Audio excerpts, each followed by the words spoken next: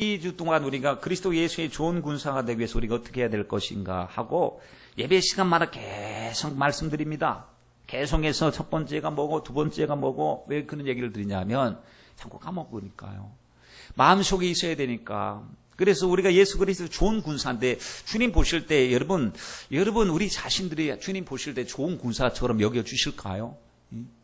예수 그리스도의 좋은 군사는 군사의 특징이 있잖아요. 좋은 군사는 먼저 보면 자기 자신을 지킬 수 있는 군사, 자기도 못 지키는데 무슨 군사입니까? 남은 보호하기, 보디가드는 자기 몸을 우선 보호할 줄 알아야 되고 또 남도 도와줄 줄 알아야 됩니다. 근데 자기도 허우적거리는데 무슨 군사겠습니까? 그러니 은혜 안에 강해야 되는 겁니다. 내가 은혜 받아야 되지요. 그리고 군사인데 명령이 무슨 명령이, 내가 자기 사명을 몰라요. 해야 될 일을 몰라요. 임무를 모르는 게 무슨 좋은 군사겠습니까? 우리는 하나님 말씀을 들을 때마다 주님이 명하신 말씀 잘 듣고 순종해야 되겠구나 하고 명령 하다를 받고 명령대로 우리가 순종해야 될 줄 믿습니다.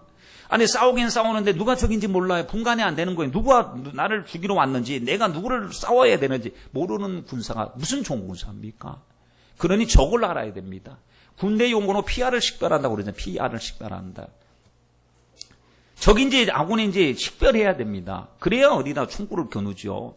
그러니 여러분 마귀인지 귀신의 역사인지 아니면 성령의 역사인지 알아야 분별해야 우리가 대적하고 물리칠 수 있지 않겠습니까? 그리고 어떤 고난이 와도 훈련받을 때 고난이 아주 힘들고 빡세도 고난을 넉넉히 이기는 군사가 좋은 군사죠. 아이고 훈련받다가 지쳐서 못하겠다. 옛날에 어떤 영화에 보니까 종치고 말아버리다. 종치면 그냥 집으로 가는 거예요. 그 훈련 받으면. 그런데 죽어도 종을 안 칩니다. 왜냐하면 그 훈련을 마스터해야 되니까요. 훈련을 수료해야 되니까. 다른 사람들 막 힘들어서 안 되겠다 싶으니까 그냥 종 땡그랑 치면 집으로 그냥 더블백 들고 집에 갈 수 있어요. 그런데 그 좋은 군사 되기 위해서요. 훈련을 끝까지 받습니다. 그리고 좋은 군사는요. 자기에게 소속을 알죠. 부대에 명예심, 자부심이 있는 거예요. 하나님의 소속이다. 왕 같은 제사장이다. 자부심. 나는 이래봬도 하나님의 나라의 왕자다. 공주다. 주님의 나의 아버지시다. 여러분 세상에서도 하나의 어떤 특전 무슨 부대 나오면 한 번의 해병은 영원한 해병이다. 그러고 막 자부심을 가지고 모이고 막 하는 것을 봤을 때 굉장히 소속감이 강하죠. 우리도 어디에서나 주님의 소속, 주님의 나라에 봄된 교회의 소속인 줄 믿습니다. 그리고 마지막 부분은 항상 물어봤습니다. 마지막에 뭔가 물어보면 왠지 모르잖아. 마지막에. 왜냐? 얽매이지 말자는 거. 얽매이지 말. 얽매이단 말이에요. 예배에 못 나오는 이유 얽매였어요. 기도 못하는 이유 얽매였어요. 하나님 말씀에 순종하지 못하는 이유는 세상의 조건에 얽매였어요. 하나님 말씀이 정말 맞는 말씀이잖아요. 하나님 말씀이 참인 줄 믿기 때문에 우리가 말씀에 목숨 걸고 말씀에 올인하고 말씀대로 삽니다. 그 말씀에 허구라고 한다면 우리 인생 이렇게 집중할 필요가 없죠. 근데 주님의 말씀 정말 다 맞는 말씀이에요. 말씀대로 안 된 것이 하나도 없고 지금 또 말씀대로 되어가는 줄 믿습니다. 그러면 가장 중요한 것은 말씀대로 살면 여러분 인생 최고의 복을 받게 될 줄 믿습니다. 세상에서 성공했어요. 큰 기업의 CEO가 됐어요. 저택을 가지고 좋은 부인을 가지고 막 행복합니다. 주일이 되면 캠핑 가고 비행기 타고 어디 놀러 가고 얼마나 행복한지 몰라요. 하나님과 전혀 상관없이 그렇게 살다가 죽어버렸어요. 결국에 지옥에 갔어요. 그러면 행복합니까? 승리자입니까? 마귀는 이걸 가지고 지금 공략을 하고 있습니다. 우리도 하여금 주님 앞에 헌신하지 못하도록 돈에 얽매이게 만드는 거예요. 직장에 얽매이게 만드는 거예요.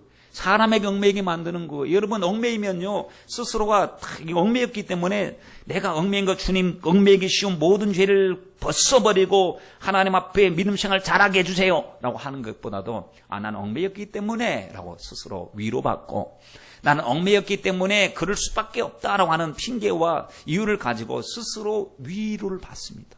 위로받아야 될 게 아니고 하나님 이 얽매이는 것 때문에 수많은 사람들이 주님 앞에 예배 드릴 때 나는 예배 못 드려요. 나는 하나님 예배 드릴 수 있도록 도와주세요. 오직 하나님 영혼 구원이 최고의 축복이요. 주님이 이 일을 위해서 오셨사오니 주님 저희들 꼭 승리할 수 있도록 도와주시옵소서. 아무리 교회를 짓고 말이죠. 교회에서 충성하고 막 중직이 되고 주님 앞에 죽도록 충성하다가 딱 죽고 나니까 지옥에 갔어요. 그러면 실패자잖아요. 이걸 우리가 두려워하고 무서워해야 되는데 여기에 대한 긴장감이라고 하는 것이 참 많이 약화된 것을 우리가 볼 수가 있습니다. 복음이 아닌 것이 우리 머릿속을 꽉 채우고 있으니 복음대로만 믿으면 우리는 정말 또 자다가도 벌떡 일어나서 긴장해야 됩니다. 오늘 말씀에 보면 에스겔 선지자가 25살 때 요야긴이라고 하는 왕이 있었습니다. 남유다의 마지막 왕이 부분에 속하는 요야긴이 있었는데 요야긴이 바벨론으로 포로로 끌려갑니다. 힘없으니까 포로로 끌려가죠. 끌려갈 때 같이 끌려갔어요. 그때 25살 때. 나라가 이제 막 기울어지고 망해가고 있습니다. 아주 청년 때 소망 없고 비전도 없습니다. 바벨론 강가에서 똑같이 절망을 느꼈습니다. 그런데 5년을 지나는 동안에 5년 후에 주님이 그를 딱 부르신 거예요. 에스겔아, 너 나의 대언자가 되어라. 선지자가 되고 하나님 말씀을 전해라 하고 하나님의 부르시는 어느 순간 딱 불러주셨습니다. 그때 하늘나라 영광을 보여주시면서 불러주셨어요. 가장 힘들 때 하나님 말씀 전하라고 불러주셨는데 여러분 포로 시대입니다. 이때가 바로 포로 시대에 접어들 때 포로 시대에 하나님 말씀 붙잡고 계속해서 말씀 전한 사람이 있습니다. 다니엘도 포로 시대에 포로로 끌려가서 말씀 전하고 에스겔도 포로로 끌려가 전하고 예레미야는 본토에서 하나님 말씀을 계속 전하고 그러니까 하나님 말씀을 전하는 사람 각처에서 하나님의 세우신 자리에서 주님께로 돌아오라고 하나님만 바라보자고 우상 숭배 버리자고 이걸 영적으로 문제를 해결하자고 이 문제는 육적인 문제가 아니라고 현상적인 문제가 아니라고 이야기해도 안 들어요. 왜냐하면 자기들이 보기에는 육적인 사람들이 보기에는 육적인 문제거든요. 지금 돈 없어서 문제예요. 정치적으로 문제예요. 정치적으로. 군사적으로 힘이 없어서 지금 바벨론에게 당하고 있다고 생각했지 하나님의 손에 의해서 우리가 지금 하나님의 심판을 받고 있다는 생각을 죽어도 하지 않습니다. 영적으로 무뎌지면 얼마나 무뎌졌겠습니까? 하나님의 종들이 와서 이거는 영적인 죄입니다. 우상을 버려야 됩니다. 하나님 말씀 앞에 돌아가야 됩니다 해도 아이고 애굽을 의지해볼까? 바벨론이 우리를 공격하니까 거기에 맞서서 우리 원병을 도움을 구하기 위해서 애굽 쪽에 한번 붙어볼까 하면서 정치적으로 술수를 부리고 모략을 구했지 하나님 앞에 가슴을 찢고 회개할 생각을 하지 않았단 말이죠. 결국에 말씀 듣고도 미동하지도 않습니다. 이게 강팍한 자의 마음들 아닙니까? 여러분 혹시 지금 우리 앞에 있는 문제들을 지금 현실 문제를 현실로 보지 말고 하나님과 나와의 관계 속에서 한번 확인해 보시길 바랍니다. 하나님과 내가 막혔구나. 나로 하여금 하나님이 회개하라고 말씀하시고 기도하라고 말씀하시는구나. 그때 에스겔이 30세가 되어가지고 5년 동안 이제 계속해서 하나님 말씀을 그대로 선포했습니다. 왜 이런 고난 왔는지, 왜 우리 민족에게 이런 비참한 이 힘든 일이 왔는지 계속 말씀을 전해도 움직이지 않습니다. 결국에 때가 되니까 5년 후에 그가 35살 정도 되었을 때 나라가 망해버렸어요. 나라가 없어진 거예요. 시드기야 왕인데도 두 눈이 뽑히고 자기 자식들이 자기 눈앞에서 죽게 되고 자기는 끌려서 질질질질 끌려가서 포로로 끌려갔습니다. 절망인 순간 속에 그때 하나님은 선지자를 통해서 계속 이제 희망을 선포하시는 거예요. 살아날 것이다. 회복할 것이다. 내 백성들이 고토로 돌아오게 될 것이다. 그러므로 회개하고 주님 앞에 기도하라 라고 말씀을 하시는데 그때 그렇게 쓰임받은 사람이 바로 에스겔인데 오늘 말씀에 보니까 희망을 선포하는 말씀 중에 한 말씀이 있죠. 37장 1절 말씀에 보니까 하나님이 권능으로 그에게 임하시고 그 신으로 데리고 가서 골짜기 가운데 두셨어요. 환상을 보는 겁니다. 그때 보니까 뼈가 가득합니다. 뼈가 얼마나 많은지 수복한 뼈만 앙상한 그 모습을 보는데 2절 말씀에 보니까 나를 그 뼈 사방으로 지나게 하시기로 본즉 그 골짜기 지면에 뼈가 심이 많고 아주 말랐더라 라고 말씀을 합니다. 이 뼈가 누군가 봤더니요. 에스겔서 2장 3절로 4절 말씀에 하나님이 그에게 내게 이르시되 인자야 내가 너를 이스라엘 자손 곧 패역한 백성 나를 배반한 자에게 보내노라 그랬습니다. 이 주님이 이제 말씀을 주시고 선지자 사명을 주시면서 감당할 때 대상자가 있는데 그 대상자가 누구냐면 이스라엘 백성이에요. 이스라엘 백성에게 가서 하나님 말씀을 전하라. 이스라엘 백성이 누구냐? 나의 사랑하는 백성입니다. 제사장 국가고 하나님이 정말 기업으로 삼으신 나라 그 백성들이에요. 하나님이 사랑하셔서 구별하신 그 백성들. 그런데 변질됐단 말이죠. 어떻게 변질됐느냐? 패역한 백성으로 변질됐습니다. 배반하는 백성으로 변질되었습니다. 죄를 지을 때 계속 개를 이어서 죄를 짓습니다. 그들과 그 열조가 내게 범죄하여 오늘까지 현재 진행형으로 계속 죄를 짓고 있습니다. 그런데 회개할 줄 몰라요. 문제를 인식할 줄 몰라요. 이 모습을 주님이 뻔뻔하게 보시는 거예요. 이 자손은 얼굴이 뻔뻔하고 마음이 강팍하다. 여러분, 만약에 하나님이 우리에게 이런 말씀을 하신다고 생각해 보시오. 아무개야, 너 왜 그리 마음이 강팍해졌네? 왜 마음이 패역해졌네? 너 심령이 나에게 대해서 뻔뻔하구나. 죄를 져도 회개할 생각을 하지 않구나. 내가 너에게 말씀으로 마음의 문을 두드려도 너는 회개하고 돌아올 생각을 하지 않고 있구나. 내가 보니 너가 마른 뼈와 같은 심령인데 너는 어찌하여 하나님의 말씀을 들을 때 부담스러운 말씀으로만 듣고 회개하지 않느냐. 주님께서 말씀하실 때 여러분, 우리는 막 그냥 울고불고 난리를 피워야 됩니다. 왜냐하면 주님이, 나를 보시는 주님이 너 뻔뻔하다고 말씀하고 계시고 죄악의 실상의 모습을 보여주고 계시니, 여러분, 우리가 아무것도 아닌 것처럼 다른 사람들 이야기인 것처럼 신경 쓰지 않아도 되는 것처럼 우리가 지나갈 수 없는 것은 말씀하시는 분이 심판자요, 말씀하시는 분이 나를 가장 사랑하시는 분이시기 때문에 우리는 이 말씀에서 제외가 되도록, 이 말씀을 해결할 수 있는 일꾼이 되도록 애쓰고 힘써야 될 줄 믿습니다. 그런데 이스라엘 백성들은 그랬다는 거예요. 뻔뻔했다는 거예요. 얼굴에 철판을 깔고 회개할 줄 몰랐다는 것입니다. 그들에게 말씀을 전하라고 하니 에스겔이 참 부담스러웠을 거예요. 그렇죠. 환영받는 사람들이 가서 막 환영받고 어서 오시옵소서, 주의 말씀을 듣고자 해서 우리가 모였나이다. 고넬료의 가정에서 베드로를 초청해서 말씀 듣듯이 막 환영했더라면 얼마나 좋아요. 그런데 들을 생각조차 하지 않고 있는 사람에게 듣든지 아니 듣든지 하나님의 말씀을 전파하라 말씀하시니, 주님께서 전도하라고 말씀하실 때 그들이 막 핍박하는 사람에게 가서 복음을 전하라 말씀하고 계시니, 이것이 바로 하나님 우리에게 주신 사명인 줄 믿습니다. 이때 주님께서 물으셨습니다. 인자야, 이 뼈들이 살겠느냐? 인자야, 이 뼈들이 능히 살겠느냐? 아니, 말할 것도 없습니다. 보면 압니다.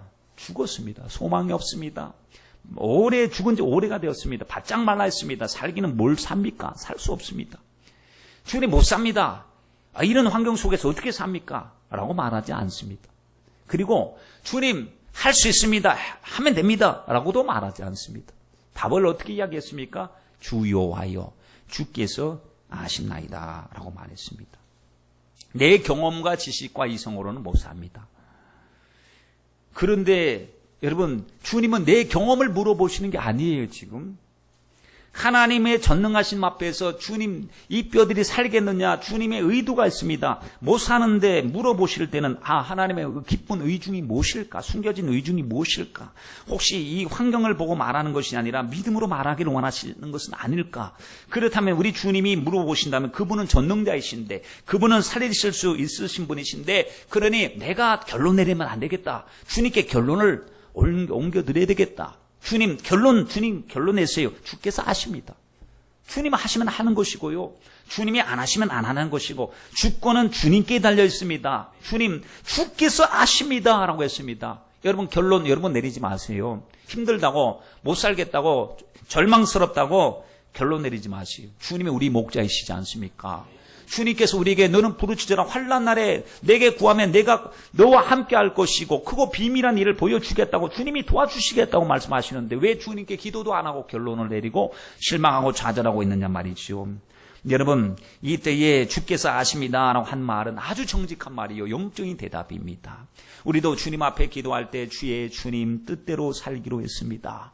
주님 흥하든지 쇠하든지 망하든지 성하든지 주여 주의 뜻대로 하옵시고, 주의 거룩한 뜻이 하늘에서 이루어진 것 같이 땅에서도 그 뜻이 이루어지게 하옵소서 하고 주님 앞에 모든 것을 맡기고 하나님 앞에 영적으로 기도하시길 바랍니다. 하나님의 거룩한 뜻은 좋은 뜻인 줄 믿습니다. 하나님은 합력하여 선을 이루어 주실 줄 믿습니다. 하나님 가장 현실은 하나님의 말씀이 현실인 줄 믿습니다. 주여, 주님이 이것을 보여주신 것은, 이 문제를, 영적인 문제를 보여주신 것은 절망하라고 보여주신 것이 아니고 기도하라고 보여주신 줄 믿습니다. 주님, 내 모습을 보니 마른 뼈와 같습니다. 바짝 말라버린 뼈와 같습니다. 그러나 주님 말씀하시면 하나님 능력이 나타날 줄 믿습니다. 여러분, 나사로를 주님이 살리실 때 어떻게 살리셨나요? 나사로가 병들었다는 소식을 들으시고 주님은 의도적으로 지체하셨다고 했습니다. 그래서 기다리셨다가 며칠이 지나고 난 다음에 주님이 가자, 나사로가 잠들었다, 깨우러 가자 이랬습니다. 이때 제자들이 하는 말이, 주님 자다가는 깨겠죠, 뭘 깨우러 갑니까? 아니다, 나사로가 그런 것이 아니고 죽었느니라. 이미 죽은 지 나흘이 되었습니다. 와서 이제 동고 밖으로 이제 진입할 때에 그 소식을 듣고 나서 마리아와 마르다가 쫓아나오잖아요. 쫓아나와서 하는 말이, 주님, 오라비가 죽었습니다. 주님이 사랑하는 오라비가 죽었습니다. 주님이 여기 계셨더라면 내 오라비가 죽지 않았을 텐데, 주님 정말 한번 울고 있는 거예요. 그때 오라비가 다시 살리라 그랬더니, 예, 마지막 때는 다시 살 줄 믿습니다. 지금이 아니라 나중에 복을 받고 나중에 응답을 받을 줄 믿는데, 지금은 죽었기 때문에 응답을 못 받는다는 얘기를 하고 있는 거죠.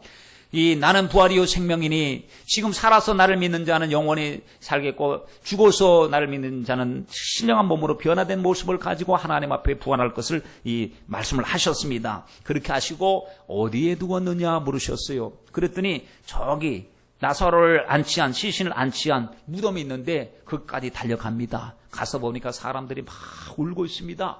주님이 그 우는 모습을 보시고 눈물을 흘리셔요. 왜? 주님은 지금 기적을 행하러 오셨는데 이거 죄 때문에 죽어가고 슬퍼하는 그 사람들을 공감하신 거예요. 주님이 남의 일처럼 나는 아무 감정 없는 것처럼, 야, 내가 짠하고 살릴 텐데 뭐 울고 불고 난리냐 라고 하지 않고 그 마음을 공감하시잖아요. 슬픔 속에 공감하시고 난 다음에 주님께서 돌을 옮겨 놓아라 말씀을 하셔요. 그때 주님, 죽은 지 나흘이 되매 썩어서 냄새가 납니다. 이성적으로 주님의 역사를 딱 가로막았습니다. 그때 돌을 옮겨 놓아라, 믿으면 하나님의 영광을 보리라 하지 아니하였는지. 여러분, 이때 갈등이 되기 시작하는 거예요. 이성과 말씀이 딱 충돌하기 시작합니다. 이성은 돈 벌러 가야 돼요. 말씀에는 하나님 말씀이 순종해야 되고, 딱 충돌합니다. 선택을 해야 됩니다. 이때 영적인 하나님 말씀을 선택해야 될 것인가, 육적인 것을 선택해야 돼요.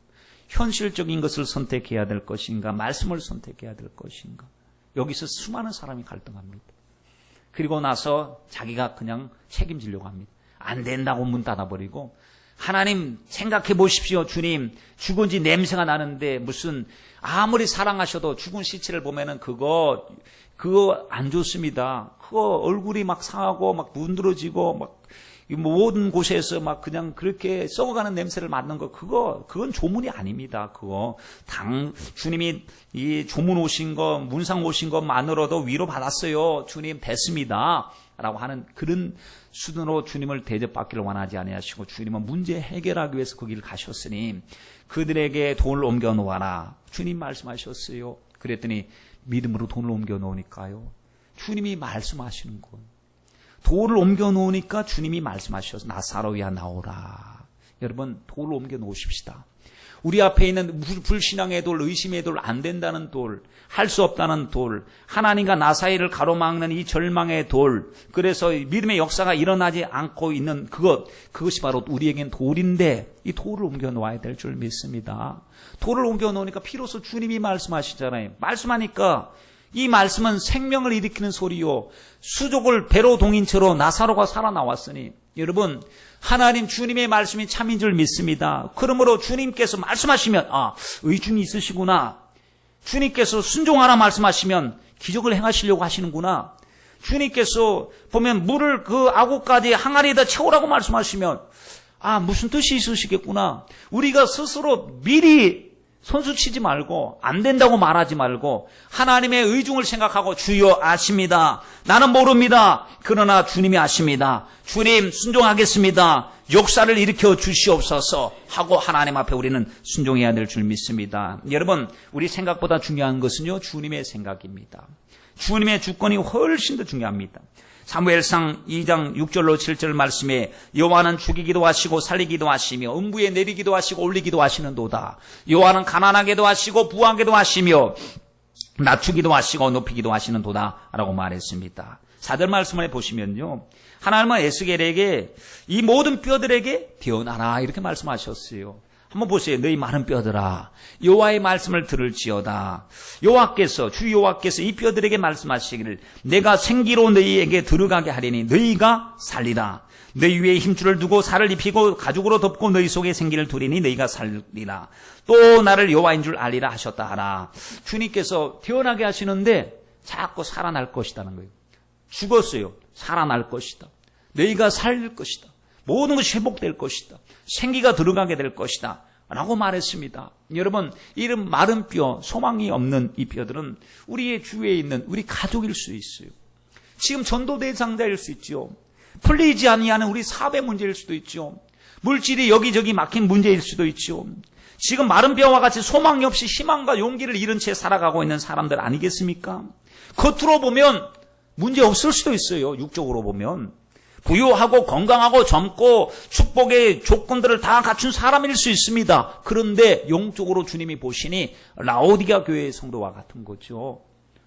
우리는 부자야다, 부유하여 부족한 것이 없다고 말하지만 하나님 보실 때는 이미 죽어버린 거예요. 이미 모든 것이 비참해진 것입니다. 그러니 부자 보세요. 부자. 아, 내 영혼아 먹고 마시고 쉬어라. 이 얼마나 좋냐 이거죠. 다 노후가 준비되었으니 먹고 마시고 살아. 그때 주님이 말씀하셨어요. 네 영혼을 오늘 밤 하나님이 불러 가신다면 내가 가진 것이 네 것이 되겠으며 너와 하나님의 관계는 어떠한 관계가 될 것이냐라고 묻고 계시는 것입니다. 여러분, 육적으로는 전혀 상관이 없는 사람들 주님이 보실 때 죽은 자로 보시고 마른 뼈로 보시는 사람들이 있지 않습니까? 하나님, 이들이 우리 곁에, 우리 안에 혹 우리 자신일 수 있는데 하나님, 이 마른 뼈와 같은 우리 심령 속에 하나님의 말씀을 주시옵소서. 하나님의 말씀을 주시옵소서. 하나님께서 너희 속에 생기로 불어넣으리니 너희가 살리라 라고 했습니다. 여러분, 살리는 것은 오직 말씀이었고 오늘 말씀에 보면요, 살리는 것은 오직 생기였어요. 우리를 살리게 하는 것은 하나님의 말씀이에요. 우리로 하여금 힘나게 하는 것이 바로 하나님의 성령이시죠.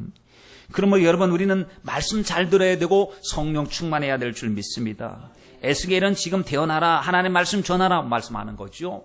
자, 마치 설교하는 것과 같다고 볼 수 있습니다. 수많은 사람들이 영적으로 죽어가는 사람들, 영적으로 메말라버린 사람들에게 하나님의 말씀을 선포하는 것입니다. 말씀을 받을 수 없고 받기도 준비가 되지 않은 사람들, 이미 마음이 완악해서 전혀 반응이 없고 미동도 하지 않는 사람에게 하나님의 말씀을 선포하니 때가 되니까 그 말씀이 속으로 쑥 들어가더니 죽은 영혼을 일으키는 놀라운 기적이 일어나고 있습니다. 에스겔의 능력이 아닙니다. 주님의 말씀의 능력입니다. 주님의 말씀은 생명력이 있지 않습니까? 하나님의 말씀은 살았고 운동력이 있습니다. 변화시킵니다. 본질적으로 변화시킵니다. 여러분, 주님께서 에스겔에게 뭐라 하라고 그래? 너가 알아서 해라. 너 생각으로 해라. 너 배운 대로 해라. 너 지식 갖고 있는 거 있느냐? 그 지식으로 해라고 한 게 아니고 대언하라고 했어요. 대언하라고. 대언이 뭐냐면 자기 말이 아니라 하나님 말씀을 이야기하는 겁니다. 우리도 우리 말해봤자 얼마나 생명력이 있겠습니까? 우리 말해봤자 50보 100보 뭐 배울 것도 있겠습니까? 그러나 하나님의 말씀은 생명력이 있기 때문에 말씀은 대언하면 대언하는 대로 역사가 일어날 줄 믿습니다. 여러분, 대변인 보세요. 대변인, 단체의 대변인, 무슨 기관의 대변인, 아니면 뭐 또 대단한 사람이면 개인 또 대변인을 두더라고요. 그렇죠? 개인 무슨 했을 때 대변인이 있어갖고 대변할 때 자기 생각을 말하는 것이 아니고요, 그분의 입장을 말하는 거예요. 지금 서로 논의해갖고 듣고 변질되지 않도록 대변을 잘해줘야 되지, 대변인이 사견을 자꾸 공적인 말처럼 하면 안 되지요. 근데 주님의 말씀을 그대로 전했더니 명을 쫓아 대언하니 그랬어요. 명을 쫓아서 대언하니까 대언할 때 일이 일어나기 시작했어요.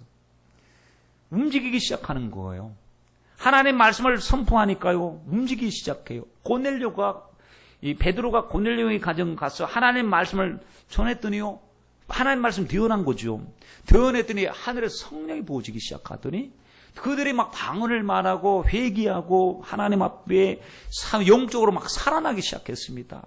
여러분, 이 예배 시간이 얼마나 중요한 시간인지 모릅니다.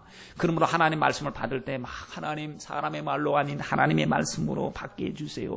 말씀을 받을 때 막 변할 때요. 말씀은 작용이 일어나고 변화가 일어나죠. 그렇죠. 여러분, 우리 하나님 말씀 들을 때마다 우리 가슴 속에서 막 변화가 일어나야 될 줄 믿습니다. 심령 속에서 막 꿈틀그림이 있어야 되잖아요. 말씀 들을 때 무슨 소리인지 전혀 모르고 졸리고 집중 못하고 뭐 이러면 말씀 전혀 아무 상관이 없어요. 말씀 들을 때 우리가 하나님 앞에 주목해야 될 줄 믿습니다. 하나님, 오늘 말씀 듣기 위해서 왔습니다. 나에게 말씀해 주시고 하나님의 말씀의 생명력 있는 역사가 나에게 나타나게 하여 주시옵소서. 여러분, 하나님이 친히 막 말씀을 하시면 좋을 것 같잖아요. 우리 생각에는 짜잔하고 막 다 믿을 것 같은데 하나님의 방법은 대언자를 세워서 말씀하실 때가 많다는 얘기죠. 필요하실 때는 특별한 경우에는 사울아 불러 부르시지만 그렇지 않고는 하나님이 전도자, 설교자를 통해서 말씀하셔요. 그래서 나사로를 우리 집에 보내셔서 내 형제들에게 천국과 지옥을 알려주십시오 했더니 하는 말씀이 아니다. 그가 가서 전해야 될 것이 아니고 너희 가운데 하나님 말씀 맡은 자들이 있다. 그들이 지금 전하고 있다. 그 소리를 들을 것이다 말씀했습니다. 여러분, 그러니 우리가 하나님 말씀을 잘 들을 뿐만 아니라 그 말씀을 보니까 우리가 바로 그 사람들이죠. 하나님 말씀을 가슴 속에 품고 가서 주님의 심정을 가지고 전해야 될 대언자들, 뭐 대언자 해갖고 뭐 대단한 뭐 신령한 사람들 그런 의미로만 바라보지 마시고요. 하나님 말씀, 하나님의 심령으로 전한다는 생각 가운데서 그래서 전도할 때도 보십시오. 뭐라고 그랬습니까? 너희 속에서 말씀하시는 이는 너희가 아니시고 너희 안에 계신 성령이시다 말씀을 하셨으니 성령 충만하여 말할 때 나도 모르게 성령의 말을 하는 거예요. 그러면 듣는 사람들이 하나님 음성으로 듣는 것이죠. 깜짝 놀라서 어린아이에게서라도 하나님 말씀하고 계시는구나. 하나님 말씀하고 계시는구나. 들을 줄 알아야 됩니다. 여러분, 그래서 하나님 말씀을 딱 들을 때 말만 전하는 게 아닙니다. 말쟁이가 아니에요. 심정을 가지고 전하는 것입니다. 하나님 말씀을 들을 때 다 달라지는데 생각이 달라지고요. 마음이 달라지고 삶의 방향이 달라지고 운명이 달라지는데 하나님 말씀 안에서 모든 것이 회복되게 해주세요. 회복의 출발점은요, 말씀 듣는 데서부터 출발합니다.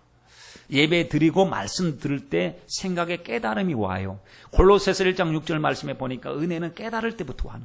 하나님 말씀을 들을 때 도통 깨닫지 못하면 아무 상관없지만 어느 순간에 말씀을 딱 듣고 충격을 받고 깨닫습니다. 그렇구나. 하나님 지금 나에게 말씀하시는구나. 말씀 들을 때부터 움직이기 시작합니다. 속 사람의 변화가 일어나기 시작하죠. 여러분, 하나님의 말씀은 우리 영혼의 등불이죠. 주의 말씀 내 발의 등이요 내 길의 빛이니이다 그랬습니다. 오늘날로 쉽게 말한다면 뭐라고 말씀드릴 수 있냐면 우리 영혼의 내비게이션이라고 말씀드릴 수 있어요. 이 내비게이션 얼마나 좋습니까? 세상의 내비게이션은 오작동이 일어날 수 있습니다. 그러나 하나님의 말씀, 주의 말씀은 내 발의 등이요 내 길의 빛입니다. 가는 길을 자꾸 인도해 주시는 거예요. 가야 될 방향, 주님의 심정을 알게 하시고 죄를 알게 하시고 돌아서라고 말씀하시고 지금은 위험한 때니 깨어서 기도하고 조심해서 지나가라고 말씀하고 계시고 위험 지역을 통과할 때 뭐 낙석 지역입니다. 추락 지역입니다. 뭐 알려줄 때마다 조심 운전하는 것처럼 주님께서 이 시대를 분별케 하실 때 말씀으로 우리가 정신 바짝 차려서 말씀의 인도를 받아야 되는데 말씀이 없고 말씀이 내 마음속에서 작동하지 않으면 사람은 방종하기가 쉽지요. 여러분, 방황할 수밖에 없습니다. 왜냐하면 지시등이 있어야 되는데 말씀의 지시등이 불이 딱 꺼져 있어요. 어디로 가야 될지 모르잖아요. 지시등만 딱딱 있고 막 우리를 유도해 주면요 가기가 참 쉽습니다. 모르는 길도 가라, 내비게이션이 음성 들려주고 화면을 보여주면서 가라고 하면 우리가 거기만 따라가면 되는데 우리가 아무것도 없습니다. 지도도 없고 어디도 없고 내가 어디 위치에 있는지도 몰라요. 그러면 이처럼 절망스러운 것도 없습니다. 게다가 알려줄 사람도 없을 때, 깜깜할 때, 깜깜한 중에 뭐 주위를 돌아봐도 가는 길에 나밖에 없을 때 얼마나 절망스럽습니까? 헤매기 일수 아니겠습니까? 하나님 말씀의 지시등이 꺼지지 않게 해주시고 하나님의 말씀이 날마다 우리 속에 있어서 말씀의 인도를 받게 하여 주시옵소서. 여러분 시편 19편 7절로 10절 말씀에 보면 말씀의 그 위력, 말씀의 영향력 아주 귀한 말씀을 이렇게 말씀하고 있죠. 여호와의 율법은 완전하여 영혼을 어떻게 합니까? 소성하는. 똑같아요. 여호와의 율법, 여호와의 증거 계속 똑같은 말을 하고 있습니다. 그런데 여호와의 율법은 완전하여 영혼을 소성케 하고 여호와의 증거는 확실하여 우둔한 자로 지혜롭게 하고 여호와의 교훈은 정직하여 마음을 기쁘게 하고 여호와의 계명은 순결하여 눈을 밝게 하고요. 여호와를 경외하는 도는 정결하여 영혼까지 이르고 여호와의 규례는 확실하여 다 의로우니 금 곧 많은 정금보다 더 사모할 것이며 꿀과 송이꿀보다 더 달도다라고 말했습니다. 여러분 세상 소리 듣다 보면 좋은 소리도 있고 나쁜 소리도 있고 힘 빠지는 소리도 있고 용기 나는 소리도 있습니다. 그래서 우리가 일희일비라고 그랬잖아요. 막 좋았다가 시들어졌다가 막 그냥 기뻤다가 낙심했다가 이 소리만 듣고 가면 우리가 얼마나 마음이 이렇게 요동을 치겠습니까? 하나님, 주님 음성 들려주세요.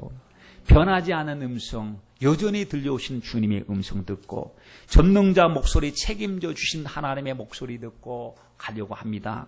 세상 소리 듣다 보면 하나님 낙심이 옵니다. 주여 말씀을 통하여 주의 음성을 듣게 하여 주시고 이 말씀대로 살아야 된다는 사실을 알고 죽기까지 충성하게 하여 주옵소서 하고 우리 말씀 앞에 순종하고 나가야 될 줄 믿습니다. 여러분 주님께서 묻고 계실 때 우리에게 어떤 물음을 던지실 때 우리는 생각합니다. 문제 앞에서 답을 내놓으려고 하는데 주님께 모든 것을 맡기려고 하지 않고 내 논리, 내 계산, 내 경험으로 해결하려고 합니다.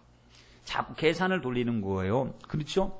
먼저 하나님 앞에 기도할 생각을 하지 않고 내가 가지고 있는 거, 내가 처한 여건, 다른 사람이 반응하는 거, 나도 어떻게 반응해야 될 것인가 하는 것을 가지고 우리가 머리를 굴립니다. 여러분 주님은 우리 계산으로 일하지 않으시고 우리의 논리로 일하지 아니하시고 우리 믿음으로 일하신 줄 믿습니다.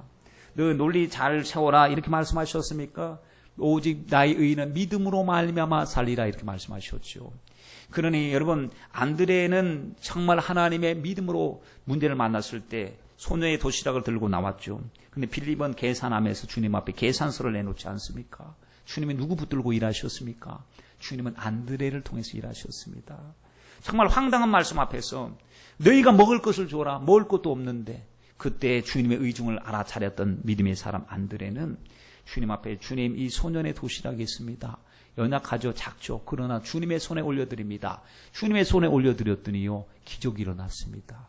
그런 기적이 일어나리라고 전혀 생각도 안 했는데 믿음으로 주님 앞에 고백했더니 믿음의 놀라운 역사가 일어났습니다. 여러분 우리가 현실로 따지지 마시고 부정적인 일, 힘든 일이 많을 때 주님 생각하십시다.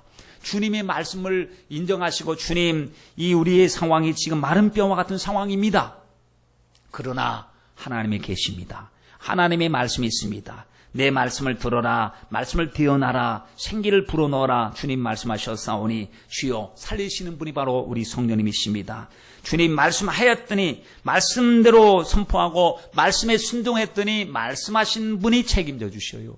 여러분 전 이 말이 참 좋아요. 왜냐하면 말씀 나는 결정권자도 아니고 말씀대로 그대로 말씀했더니 말씀하시는 분의 역사가 일어나는 거예요.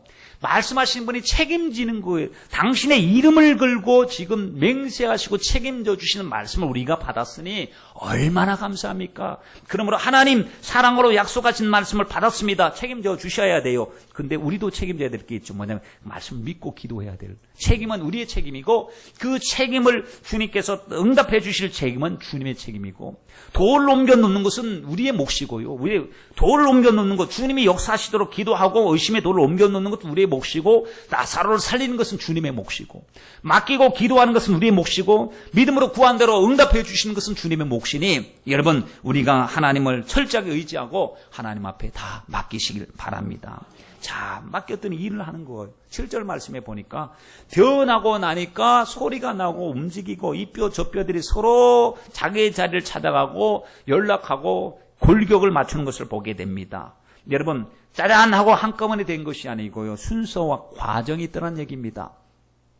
우리가 기도하면 하나님이 우리를 축복하기 위해서 순서와 과정을 경험하게 하십니다. 먼저 과정 말씀 들을 때 깨닫습니다. 그리고 회개합니다. 그리고 하나님 뜻대로 살아야 되겠다고 하는 기도할 마음을 주십니다. 예배 생활에 성공하게 하십니다. 주님 사랑하게 하십니다. 그러한 과정 속에 영혼이 잘된 같이 범사가 잘되면 모든 것이 강건하다고 했는데 영적인 순서가 그렇습니다. 먼저 영혼이 잘되기를 원하시고, 영혼이 잘되고 난다면 주님은 육체가 치료되기를 원하시고 모든 환경이 문이 열려지기를 원하시는 것이죠. 기도하고 나니까 하나님이 사람 만나게 하셔요. 기도하게 나니까 안 되던 일이 막 길이 열리기 시작하고요. 이것이 지금 막 뼈들에 맞춰지는 과정이라고 봐도 똑같을 것 같아요. 하나님 앞에 말씀을 선포했더니요, 갑자기 어디서 연락이 오고 사람이 붙여지기 시작하고 하나님의 이 섭리 속에서 일이 착착 이루어지는 것을 봤을 때 하나님 일하고 계시는군요. 더 하겠습니다. 더 순종하고 더 열심히 하겠습니다. 엘리야는 작은 구름을 보고도 하나님의 역사를 딱 생각하고, 하나님이 큰 비의 소리를 들려주시는구나. 작은 구름 조각을 보고도 캐치를 했는데, 우리도 하나님께서 내 마음속에 먼저 평강을 주실 때, 내 마음속에 회개해야 할 마음을 주실 때, 내 속에 기도할 마음을 부어주실 때, 하나님 이번에 내 생애를 통하여 주님이 큰 일을 하시길 원하시는구나. 그래, 기도하자. 주님께 맡기고 기도하자 하는 데서부터 출발된다는 사실입니다.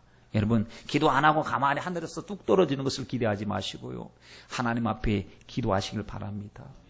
9절 말씀에 보면 다시 하나님의 음성이 들렸어요.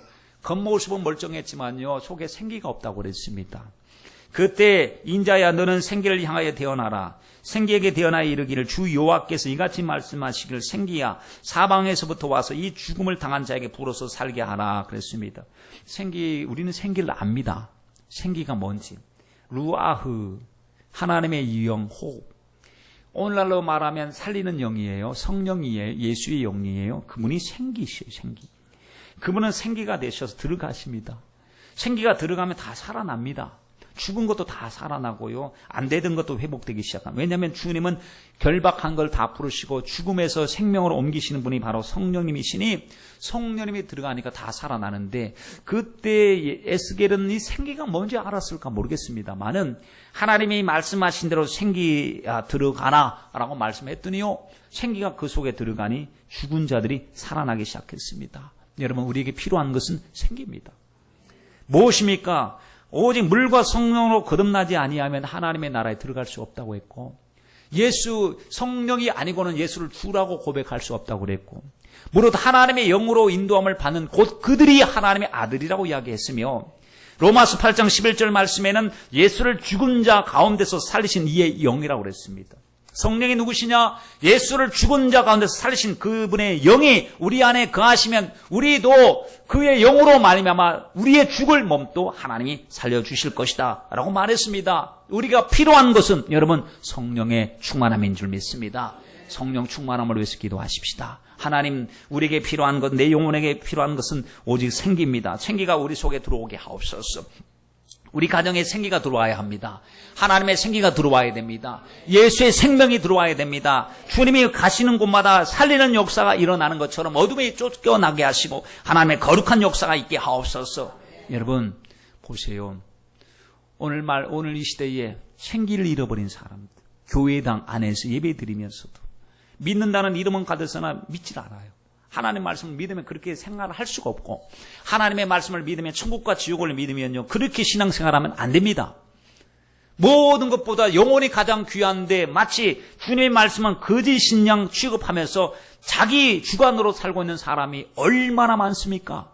그들이 지금 제정신일까요? 아닙니다. 마귀에게 혼미함 속에 갇힌 사람들입니다. 마귀는 이렇게 혼미하게 만듭니다. 그러니 혼미함을 우리가 이길 수 있도록 주여 분별력을 주시고 깨어있게 하여 주옵소서. 여러분 연막 전술에 속지 마시길 바랍니다.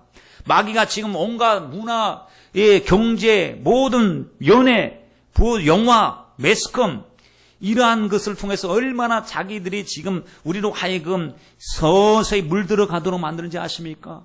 여러분 보이지 않는 적그리스도의 그 메시지들, 반기독교적인 정서들, 사단의 음산한 메시지, 음란 퇴폐의 정신을 담고 영화라고 하는 그런 것을 통해서, 연극을 통해서, 어떤 것을 통해서 서서히 들어오기 시작하는 거예요. 드라마를 보면요, 서서히 쇠뇌되기 시작하는 거예요. 죄가 아닌 거예요, 이제는. 옛날에는 엄청난 죄인데 자꾸 영화를 보니까 그건 죄가 아니에요, 영화 속에서는. 그러니까 그걸 자꾸 보면서 죄에 대한 의식이 둔감해지기 시작하고 죄를 지어도 죄라고 생각하지 않죠.